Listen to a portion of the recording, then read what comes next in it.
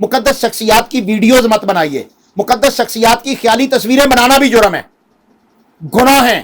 اب جناب وہ مقدسات متبرکات شخصیات جو اہل بیت کی ہیں، جو اہل السنہ کے معتبر اور مقدسات ہیں، ان کی ویڈیوز بنائی جاتی ہیں، ان کی تصویریں بنائی جاتی ہیں، ان کے پتلے بنائے جاتے ہیں، ان کے اسی طرح کے سارے معاملات کیے جاتے ہیں.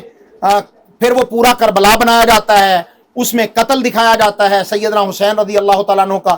گھوڑا شریف تو پہلے ہی لے کے پھر رہے ہیں، حالانکہ سیدنا حسین رضی اللہ تعالیٰ عنہ کی سواری جو ہے وہ گھوڑا نہیں تھی، اونٹ تھی. اچھا، کتنا بڑا دھوکہ ہے. سیدنا حسین رضی اللہ تعالیٰ عنہ جن کو دھوکے کے ساتھ خود ہی کربلا میں بلایا، کوفہ میں بلایا اور کربلا میں ان کو شہید کر دیا.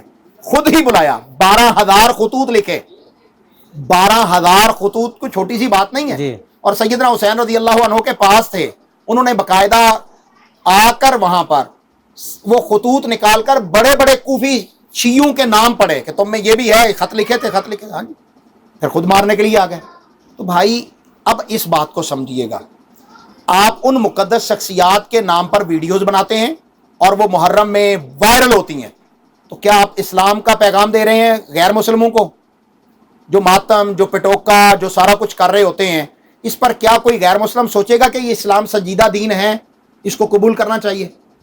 آپ یقیناً اسلام کی دشمنی کر رہے ہیں. اس سے خدا را باز آئیے. مقدس شخصیات کی تصویریں مت بنائیے، مقدس شخصیات کی ویڈیوز مت بنائیے.